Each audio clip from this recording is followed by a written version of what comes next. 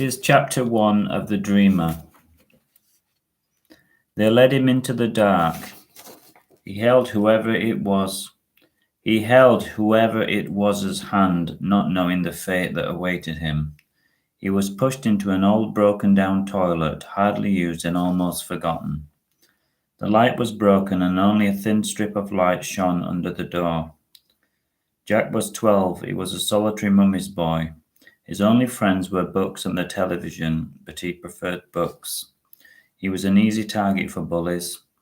He looked around. Cobwebs were everywhere, above and around him, and he didn't want to think about the spiders that lived there.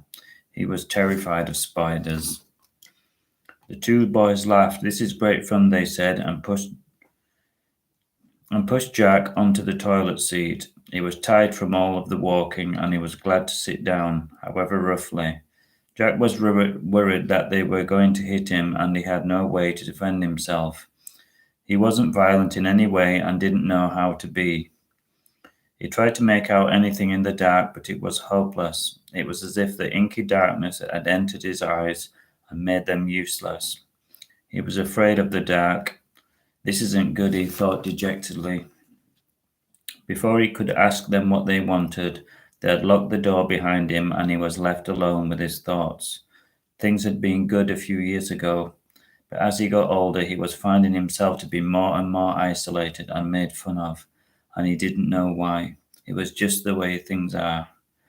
His mum said it was because he was different, and she did her best to reassure him that things would get better.